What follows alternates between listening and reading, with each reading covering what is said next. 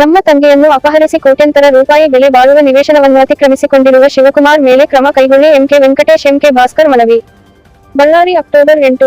ಬಳ್ಳಾರಿ ನಗರದ ಗಾಂಧಿನಗರ ವಿದೇಶದಲ್ಲಿರುವ TS number 333/2 ಖಾತೆ ಸಂಖ್ಯೆ 114/83 ಚದರ ಅಡಿ ಅಳತೆಯ ಮನೆ ಮತ್ತು ಕಾಂಪೌಂಡ್ ಅನ್ನು ಅದರ ಮೂಲ ಮಾಲೀಕನು ಚಿಕಿತ್ಸೆಗೆಂದು ಬೆಂಗಳೂರಿಗೆ ಹೋದ ಸಂದರ್ಭದಲ್ಲಿ ಬಳ್ಳಾರಿ ನಗರದ ಶಿವಕುಮಾರ್ ಎಂಬ ಭೂ ಮಾಫಿಯಾ ವ್ಯಕ್ತಿಯೊಬ್ಬರು ಗುಂತಕಲ್ಲಿನ ಭಾಸ್ಕರ್ ಎಂಬುವರ ಕುಮ್ಮಕ್ಕಿನಿಂದ ನಮ್ಮ ಮನೆಯನ್ನು ನೆಲಸಮ ಮಾಡಿ ಅತಿಕ್ರಮಿಸಿಕೊಂಡಿರುತ್ತಾರೆ. ಇವರಿಂದ ನಮ್ಮ ನಿವೇಶನವನ್ನು ಬಿಡಿಸಿಕೊಡಲು ಜಿಲ್ಲಾ ಪೊಲೀಸ್ ವರಿಷ್ಠಾಧಿಕಾರಿಗಳು ಮತ್ತು ಜಿಲ್ಲಾಧಿಕಾರಿಗಳಲ್ಲಿ ದೂರು ನೀಡಿ ಮನವಿ ಮಾಡಿದ್ದರೂ ಸಹ ನಮಗೆ ಯಾವುದೇ ಉಪಯೋಗವಾಗಿಲ್ಲ. ಕಾರಣ ದಯವಿಟ್ಟು ನಮ್ಮ ಆಸ್ತಿಯನ್ನು ಮತ್ತು ಅಪಹರಿಸಿರುವ ನಮ್ಮ ತಂಗಿಯನ್ನು ಹುಡುಕಿಕೊಡಬೇಕೆಂದು ಎಂಕೆ ಭಾಸ್ಕರ್ ಮತ್ತು ಎಂಕೆ ವೆಂಕಟೇಶ್ ಪೊಲೀಸ್ ಅಧಿಕಾರಿಗಳಲ್ಲಿ ಮನವಿ ಮಾಡಿದ್ದಾರೆ.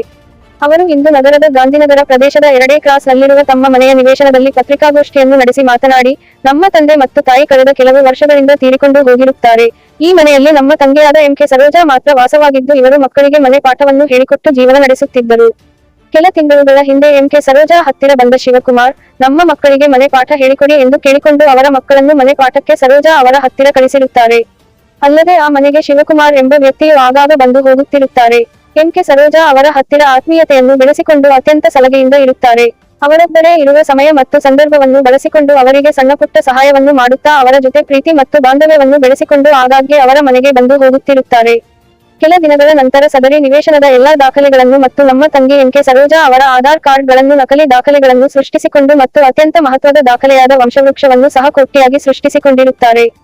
ಮತ್ತು ಎಂಕೆ ಸರೋಜಾ ತನ್ನ ಹೆಂಡತಿ ಎಂಬಂತೆ ದಾಖಲೆಗಳನ್ನು ಸೃಷ್ಟಿಸಿ ಈ ದಾಖಲೆಗಳಿಂದ ಸದರಿ ನಿವೇಶನದ ಆಸ್ತಿಯನ್ನು ಸರೋಜಾ ತಾಯಿ ದಾನ ನೀಡಿರುತ್ತಾರೆ ಎಂಬಂತೆ ದಾಖಲೆಗಳನ್ನು ಸೃಷ್ಟಿ ಮಾಡಿಕೊಂಡು ನಮ್ಮ ನಿವೇಶನವನ್ನು ಅತಿಕ್ರಮಿಸಿಕೊಂಡು ರಾತ್ರೋರಾತ್ರಿ ಆ ಮನೆಯನ್ನು ನೆಲಸಮಗೊಳಿಸಿ ಬೇರೆಯವರಿಗೆ ಮಾರಾಟ ಮಾಡಿರುತ್ತಾರೆ.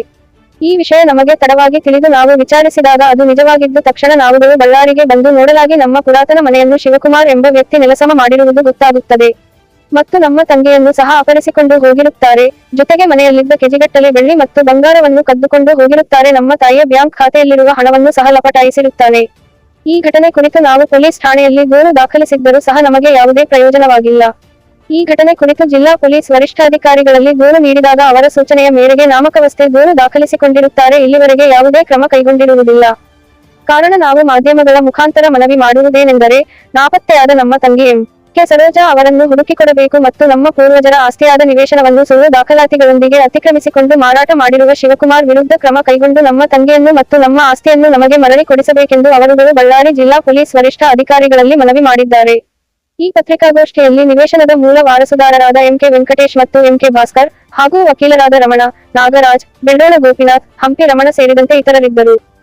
ಬಂದ್ಬಿಟ್ಟು ಈ ಬಳ್ಳಾರಿಯಲ್ಲಿ ಡಿಪಾರ್ಟ್ಮೆಂಟ್ನಲ್ಲಿ ಏನೇನು ಇದು ನಡೀತಾ ಇದೆ, ಫ್ರಾಡ್ ನಡೀತಾ ಇದೆ ಅನ್ನೋದು ಹೈಲೈಟ್ ಮಾಡಲಿಕ್ಕೆ, ಅದು ನಿಮ್ಮ ಜರ್ನಲಿಸ್ಟ್ ಆಗಿದ್ದು ನೀವು ಇದೊಂದು ಒಳ್ಳೆ ಪ್ಲಾಟ್ಫಾರ್ಮ್.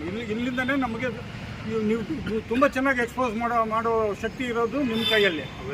ಅವೇರ್ನೆಸ್ ಕೂಡ ಕ್ರಿಯೇಟ್ ಮಾಡಬೇಕಂತ ನಾವು ರಿಕ್ವೆಸ್ಟ್ ಮಾಡ್ಕೊಂಡು, ನಾವು ಈ ಬಳ್ಳಾರಿ ಪ್ರತಿಯೊಬ್ಬ ಜನರಿಗೂ ಈ ಥರ ಯಾರ್ಯಾರ ಹತ್ರ ದೊಡ್ಡ ದೊಡ್ಡ ಆಸ್ತಿ ಇದೆ, ಸಣ್ಣ ಸಣ್ಣ ಆಸ್ತಿ ಇದೆ, ಅವ್ರ ಆಸ್ತಿನ ಕಾಪಾಡ್ಕೊಳ್ಳೋದಕ್ಕೆ ಈ ಅವೇರ್ನೆಸ್ ಪ್ರೋಗ್ರಾಮ್ ಮಾಡ್ತಾಯಿದ್ದೀವಿ ಅಂದ್ಕೊಳ್ಳಿ. ಯಾಕಂದರೆ ಅದು ಕೈ ದಾಟಿ ಹೋದ್ಮೇಲೆ ನಾವು ಏನೂ ಮಾಡೋಕ್ಕಾಗಲ್ಲ. ಇದಕ್ಕಾಗ ಖರ್ಚು ನಮ್ಮ ಭರಿಸೋಕ್ಕಾಗಲ್ಲ. ಅವನೇನು ಮಾಡಿದ್ದಾನೆ, ನಮ್ಮ ಅಮ್ಮನ ಅಕೌಂಟ್ನಲ್ಲಿರೋ ಅಮೌಂಟ್ನೇ ತೆಗೆದು 2,99,000 ನಾನೇ ಮನೆ ಇದಕ್ಕೆ ಅಕೌಂಟ್ಗೆ ಅಧಿಕಾರಿ ಅಂತ ಅಕೌಂಟ್ ಕ್ಲೋಸ್ ಮಾಡಿಸಿ ಆ ದುಡ್ಡಿಂದನೇ ನಮ್ಮ ಮೇಲೆ ಅವನು ತಿರುಗಿಬಿಟ್ಟಾನೆ. ಆ ದುಡ್ಡನ್ನೇ ಖರ್ಚು ಮಾಡಿದ್ದಾನೆ. ಅವನ ಹತ್ರ ಒಂದು ಪೈಸಾ ಇಲ್ಲ. ಆ ದುಡ್ಡು ಏನು ಖರ್ಚು ಮಾಡ್ತಿದ್ದಾನೆ ಅದೆಲ್ಲ ನಮ್ಮದೇ. ನಮ್ಮ ದುಡ್ಡನ್ನ ನಮ್ಮ ಮೇಲೆ ಖರ್ಚು ಮಾಡಿ ಇನ್ನೂ ಕೋಟಿಗಟ್ಟಲೆ ಸಂಪಾದಿಸೋಕ್ಕೆ ನೋಡ್ತಿದ್ದಾನೆ. ಲಕ್ಷಗಟ್ಟಲೆ ಖರ್ಚು ಮಾಡಿದ್ದಾನೆ.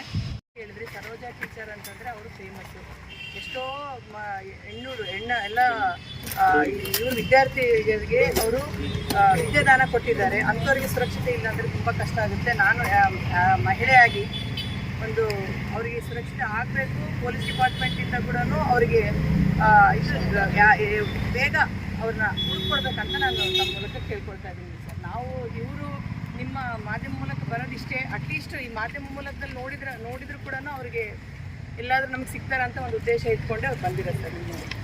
ಅಲ್ಲಿ ಯಾರ ಮೇಲೆ ನಮ್ಗೆ ಅನುಮಾನ ಇದೆ, ಶಿವಕುಮಾರ್ ಅಂಬೋರು, ಅವ್ರ ಬಗ್ಗೆ ನನಗೆ ತಿಳಿದಿದ್ದ ವಿಷಯ ಏನಂತಂದರೆ, ಅವರು ಇದು already wanted in some cases ಗುಂಟಕಲ್ನಲ್ಲಿ ಅಂತೆ.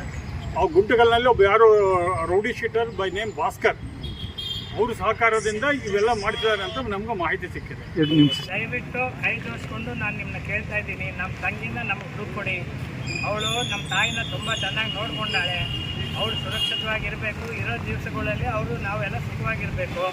ಎರಡನೇದು, ಈ ಆಸ್ತಿ ನಮ್ಮದು, ನಮಗೆ ಬರಬೇಕು, ಅವ್ರು ಯಾರೋ ಬೇರೆಯವ್ರಿಗೆ ಹೋಗ್ಬಾರ್ದು.